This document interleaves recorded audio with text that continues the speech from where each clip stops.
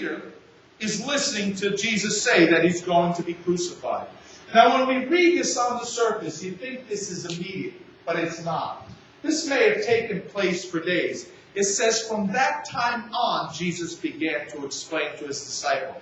There is some time here, I think it's several days, where Jesus is repeating himself because they're not getting this message. In fact, one of the most unique things to me is, sometimes my wife, and she does this to me often, I love her dearly. She does this to the kids too.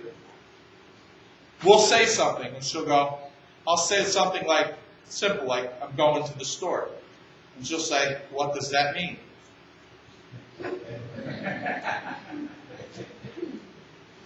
What do you mean? What does that mean? It sounds simple, doesn't it? I'm going to the store. What does that mean? She does this to me all the time. So I just said to her, Deb, it's as simple as the words I spoke. It's amazing that their disciples are coming down off the mountain after they've seen Jesus transfigured. And one of the things it says that Jesus told them that he was going to suffer, be crucified, and rise from the dead. And it says they discussed among themselves what rising from the dead means. What does that mean? It seems pretty simple. Rising from the dead means rising from the dead. But they don't get it. They don't get it in any way, shape, or form. And so now for a couple of days this is going on. And Jesus hasn't been transfigured before them yet. And for a couple of days this is going on. And I think it must be building in Peter. He's got this thing going on. He's got this thing right. The Lord's going to build his church upon him. And he's got this whole thing going on. And all of a sudden he just thinks to himself, Jesus has got this wrong. He thinks he's going to be crucified. There's no way this is going to happen to him. He's going to be king in Rome. We've joined with Jesus. We're part of the militia that's going to overthrow Rome here. That's what he's thinking. He said, I got to straighten Jesus out. So, he takes Jesus aside. Come here, Mark. I need to talk to you. And he tells Jesus, this isn't going to happen to you. And it says this. It says that Jesus turns and looks at the disciples and says, get thee behind me, Satan. For you have not the things of man in mind, but of God in mind, but the things of man. Now maybe at that point, Satan was standing there. I don't know. But what's happened here is this isn't just Peter. I think the disciples kind of discussed this among themselves a little bit. And maybe, said, Peter, maybe you should talk to him. Why he takes him aside, I don't know. Wants to straighten him out. He doesn't want to do it in front of everybody. He's going to correct him. But I think they're all in on this a little bit. You see? And Peter is very profoundly, as well as the rest of them, rebuked. That's a strong rebuke. If Jesus came up to me and told me I was Satan or I was listening to Satan, I feel bad about this thing. Now, what's happening here is you've got to understand is Peter is an open receptor really to almost like the spiritual world. And he's getting thoughts. He's getting revelation from the Father. But at the same time, he's getting thoughts that are not from the Father. He's getting thoughts that are from his what he's grown up to believe. And the enemy is coming in, and the enemy is infiltrating his thoughts. Listen to me. The enemy can come in and infiltrate your thoughts. And there's things in your lives and things in my life, and we'll have thoughts in our lives. And sometimes you'll catch yourself and say, where did that come from? I'll catch myself. You'll realize that thought is from the enemy. He's there. He's trying to plant a seed.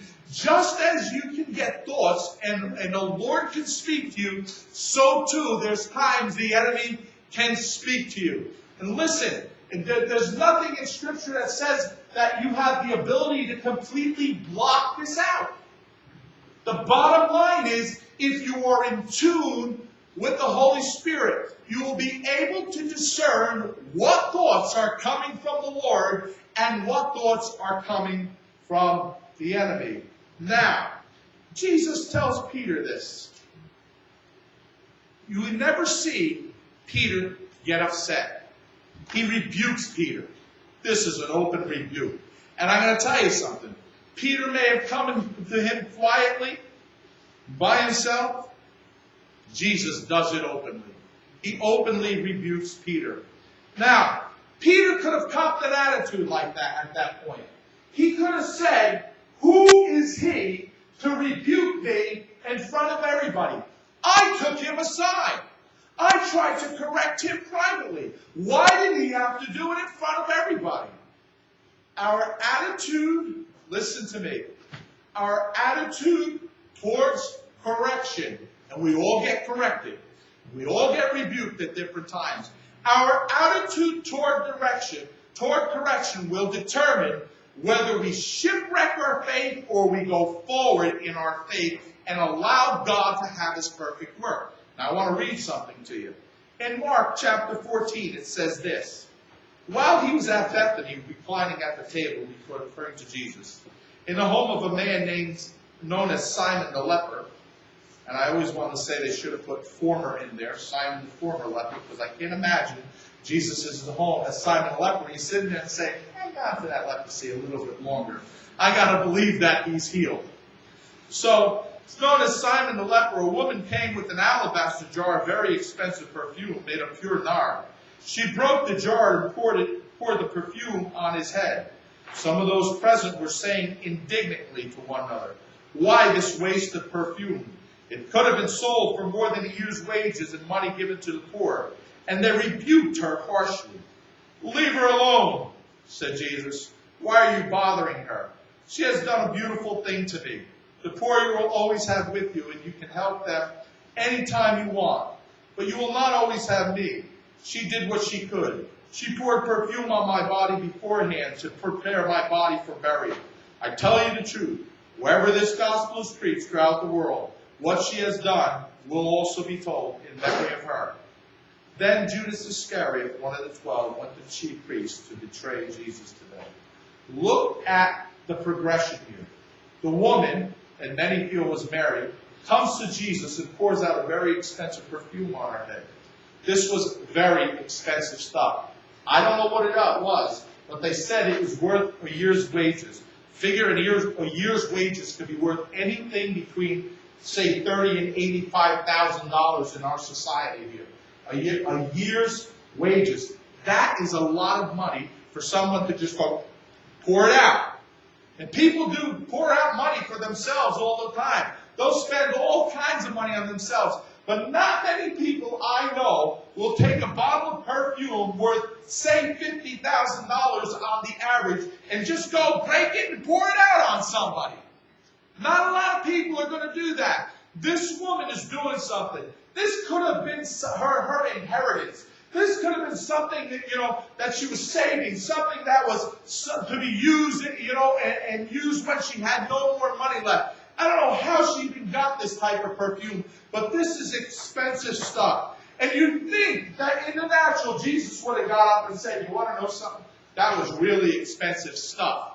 You didn't have to do that. But Jesus doesn't look at it like that. And He's not worried about the price. Hey, He created the whole world and everything in it. I don't think the price of the perfume in His eyes, He could have just said, bam, and made a barrel of the stuff. So He could have spoke the word and multiplied it.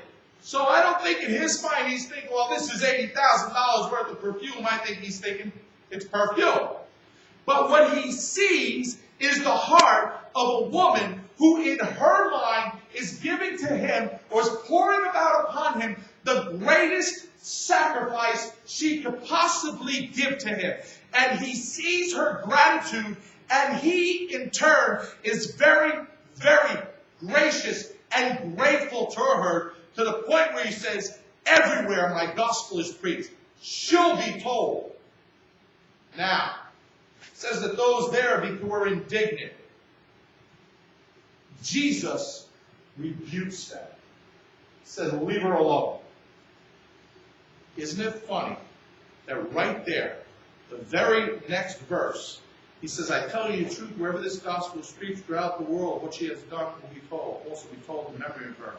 Then Judas, one of the 12, went to the chief priest to betray Jesus. What happened in that moment? What happened in that moment between the rebuke and Judas going out? I'll tell you what happened. Judas couldn't take the rebuke. Judas couldn't take the discipline at that moment. He's embarrassed. He's probably the one who brought it forward. The Bible says that he used to steal the money from the money bag because he was the treasurer. He kept the money. He used to steal the money from that money bag. He couldn't take the rebuke. He couldn't take what happened. And he gets so angry. At that moment, he decides he's going to the chief priest and he's going to betray Jesus. Be careful, beloved, because how you handle rebuke will determine whether you shipwreck your faith or you go deeper in the Lord. You see, the other 11 disciples shut up. They just took the rebuke. They were all there. Jesus is Lord, and when he's Lord, if he says something, you accept it no matter what. He is Lord. That's what being Lord means. That means he's Lord. You see, we can't really define it any better than that, but he's Lord. And if he's Lord, he speaks, you listen. He was not Lord over Judas's heart. Judas couldn't handle the rebuke. Listen, I have a pastor friend who was called before the leaders of the assemblies because of some things he had done. And he stood there vehemently defending himself. In the middle of it, God said to him, ask forgiveness, you're wrong. He's standing there. He says, I'm in a room with these guys. I'm defending myself. And God says to him, ask forgiveness, you're wrong. He dropped his head. He looked around. He said, brothers, I ask your forgiveness. I'm wrong. From that point on, his ministry went through the roof. Until today, he's a general presbyter in the Assemblies of God. What would have happened if he decided, I'm going to stand here and hold my ground? What would have happened? You see, he accepted the correction. He accepted that he had to ask forgiveness. How we react in disciplinary situations will determine whether we grow, whether we go. Now something happens. Peter is wrong.